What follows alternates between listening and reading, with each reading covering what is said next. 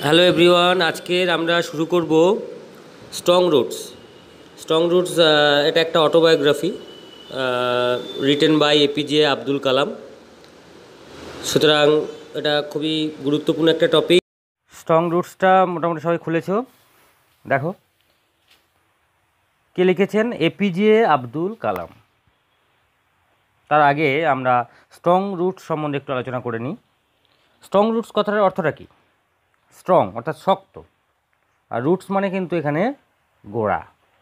অর্থাৎ strong roots বলতে এখানে এপিজে আব্দুল কালাম তার ফ্যামিলি ব্যাকগ্রাউন্ডকেই বুঝিয়েছেন, যে তার ফ্যামিলি কতটা রেস্ট্রিকশানের মধ্যে যে তাকে যে মানুষ করেছে, বা তিনি কতটা রেস্ট্রিকশানের মধ্যে মানুষ হয়েছেন, তার একটা ছোট্ট উদাহরণ এই অংশটিতে দেওয়া হয়েছে। তাই বলা হয়েছে স্ট্রং রুটস, অর্থাৎ শক্ত গোড়া। পরীক্ষায় যদি প্রশ্ন পড়ে যে what does Kalam mean by strong roots, অর্থাৎ স্ট্রং রুটস বলতে কালাম কি বুঝিয়েছেন, তাহলে Kalam means family background by strong roots. Okay, এবারে দেখো লেখা আছে এপিজে আব্দুল কালাম, পুরো নামটা তারপরেই লেখা আছে আবুল পাকির জয়নুল আবেদিন আব্দুল কালাম। এবার এখানে একটা মজার জিনিস আছে, আবুল পাকিরটা কে ছিল? আবুল পাকির ছিল অ্যাকচুয়াল কালামের কিন্তু ঠাকুরদার নাম, এবং তারপরেই দেখো লেখা আছে জয়নুল আবেদিন ছিল ওনার বাবার নাম, আর আব্দুলটা নতুন অ্যাড হয়েছে, কালামটা টাইটেল। তাই পুরো নাম কি হলো? আবুল পাকির জয়নুল আবেদিন আব্দুল কালাম। 1931 সালে তিনি জন্মগ্রহণ করেছেন, এবং 2015 অর্থাৎ 2015 সালে তিনি মারা গেছেন। উনি কিন্তু লেখা আছে দেখো, was one of the pioneers of aerospace engineering in India. ভারতবর্ষের যে এয়ারোস্পেস ইঞ্জিনিয়ারিং আছে তার একজন কিন্তু বড় পৃষ্ঠপোষক ছিলেন। যাই হোক, কালাম সম্বন্ধে একটুখানি জেনে নেওয়া দরকার। কালাম কিন্তু একদম ছোটোবেলা থেকে প্রচুর রেস্ট্রিকশানের মধ্যে মানুষ, সেটা আমরা বুঝতে পারছি তার এই গল্পটা শুরুর মধ্য দিয়ে। তো মোহামেডান ফ্যামিলি, এবং উনি হচ্ছে অনেকগুলো, মানে ওনার যেহেতু অনেক আরও ভাই বোন ছিল, ওনার দেখতে অনেকটা কিন্তু খারাপ ছিল। আবার ওখানে বলেওছেন উনি কিন্তু লম্বা চওড়া বাবা মায়ের কাছে জন্মগ্রহণ করেছেন, মানে ওনার বাবা মা ছিল খুবই লম্বা চওড়া এবং সুদর্শন। তো যাই হোক, একটা ছোট্ট ঘটনা বলি। কালাম খুব ইচ্ছে ছিল তার যে ওনার হচ্ছে মানে একজন পাইলট হবেন। পাইলটের এক্সাম দিয়ে এসছেন, পাইলটের এক্সাম দিয়ে ঘরে এসে বুঝতে পারলো যে ফেল করে গেছে, খুব কান্নাকাটি করছে। কিন্তু ওনার মা এত পজিটিভ ছিল, বলেছিল যে দেখ, এটা পাস করতে পারিস না তো কী হয়েছে, তুই হয়তো পাইলটের থেকেও আরও বড় কিছু হতে, মানে হওয়ার সুযোগ তোর কাছে আসছে। হ্যাঁ, এবং সত্যিই তাই, মানে ওই যে জেদটা তার চেপে গেছিলো, এবং লাস্টে ওই এয়ারোস্পেস ইঞ্জিনিয়ার হয়ে গেছিল। তো এই হচ্ছে তার মা, মানে ভীষণ পজিটিভ। ছেলেও তো স্বাভাবিক পজিটিভ হবেই। উনি আমাদের এই যত আমরা নেগেটিভ কথাবার্তা বলি তার প্রত্যেকটার একটা কিন্তু পজিটিভ দিক হচ্ছে তুলে ধরেছেন। এই যেমন হচ্ছে নো মানে কি আমরা জানি না, কিন্তু কালামের কাছে নিউ অপরচুনিটি বলছে, কেউ যদি আমাকে না বলে দেয় ঠিক আছে, তার যা মানে হচ্ছে আমার কাছে একটা নতুন আর একটা সুযোগ কিন্তু এসেছে। হ্যাঁ, বা ফেল, এই যে FAIL, ফেল মানে ব্যর্থ হয়ে যাওয়া আমাদের ভাষায় আর কি, তারও একটা তিনি পজিটিভ দিক কিন্তু তুলে ধরেছেন। যাই হোক, তাহলে কালাম খুবই পজিটিভ ছিলেন। তো যখন তিনি হচ্ছে এয়ারস্পেস ইঞ্জিনিয়ার হয়ে গেলেন, দুটো জায়গা থেকে হচ্ছে ওনার ডাক আসলো। একটা হচ্ছে ইসরো, অর্থাৎ ইন্ডিয়ান স্পেস রিসার্চ অর্গানাইজেশন, আর একটা নাসা। তো নাসাটা মোটামুটি আমরা সবাই হচ্ছে নাসার নামটা শুনেছি, ইসরো অনেকে হয়তো নাও শুনতে পারে, যেহেতু ইন্ডিয়ার একটা ব্যাপার। তাই কিন্তু আমরা হলে কি করতাম, আমরা হলে সরাসরি সেই নাসাতে চলে যেতাম। আমেরিকায় অবস্থিত, বিশাল নাম ডাক, প্রচুর টাকা পয়সা সম্মান এইসব পেতে পারি, সেই ইয়েতে কিন্তু আমরা সবাই, ওই কারণেই তো আমাদের এখানে অনেক লোক আছে যারা কিন্তু ইন্ডিয়াতে থাকেন না, ভীষণ ভালো পড়াশুনো করেছেন, বিশাল বড় বড় হচ্ছে পোস্টে চাকরি করেন সব বিদেশে গিয়ে। উনি কিন্তু বলেছিলেন যে আমি ইসরোতেই থাকবো।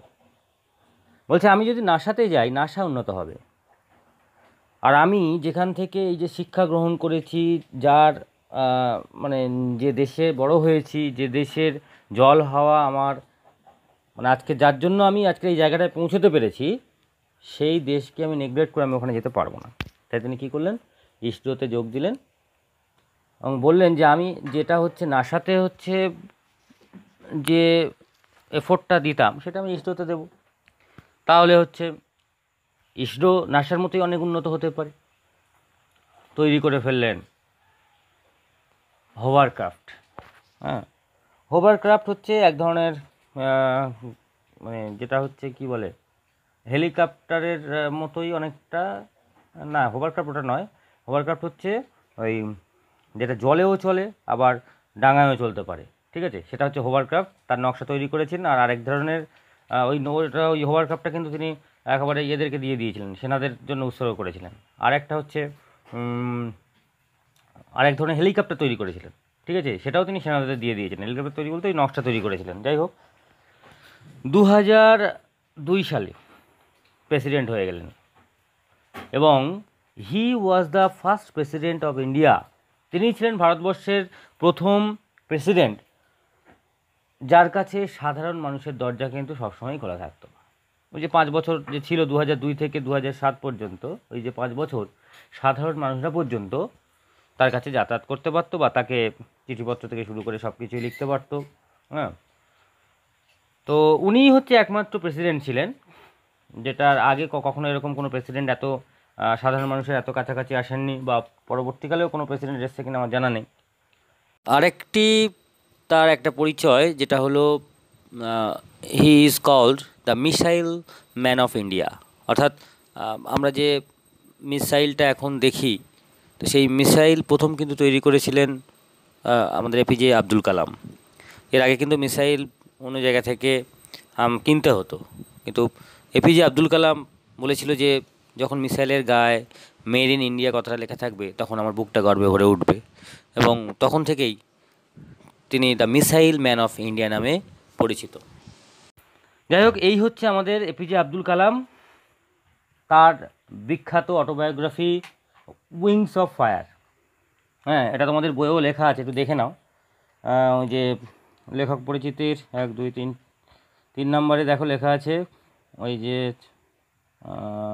না ফার্স্ট প্যারাটা বাদ দাও, সেকেন্ড প্যারাতে লেখা আছে দেখো, strong reads is an extract from doctor Kalam's autobiography wings of fire. মানে তার যে অটোবায়োগ্রাফিটা, তার যে আত্মজীবনী, তার নাম হচ্ছে উইংস অফ ফায়ার। এবং বলা হয়েছে একটা জায়গায় যে দ্য বেস্ট সেলিং অটোবায়োগ্রাফি, সবচেয়ে বেশি বিক্রিত অটোবায়োগ্রাফি হচ্ছে, মানে যত অটোবায়োগ্রাফি আছে পৃথিবীতে সবচেয়ে বেশি বিক্রিত অটোবায়োগ্রাফি হচ্ছে এই এপিজে আব্দুল কালামের উইংস অফ ফায়ার। যদি কেউ কোনো দিন পরে সুযোগ হয়, বাংলা ভার্সান পাওয়া যায়, একটুখানি পড়ে দেখে নিও।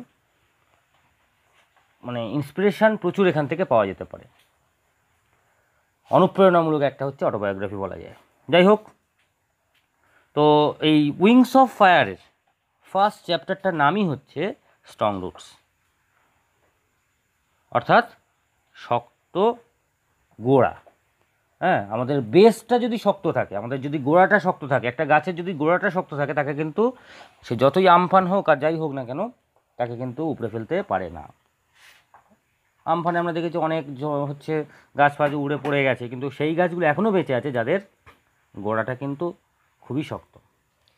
যাই হোক, এখানেও তাই বলতে চেয়েছেন যে যতই আমরা যদি আমাদের পরিবার থেকে আমরা যদি একটু রেস্ট্রিকশনের মধ্যে মানুষ হতে পারি, মানে আমাদের গোড়া যদি শক্ত হয়, তাহলে কিন্তু আমাদেরকে কেউ উপড়ে ফেলতে পারবে না। চলো আমরা এবার টেক্সটটা পড়ব।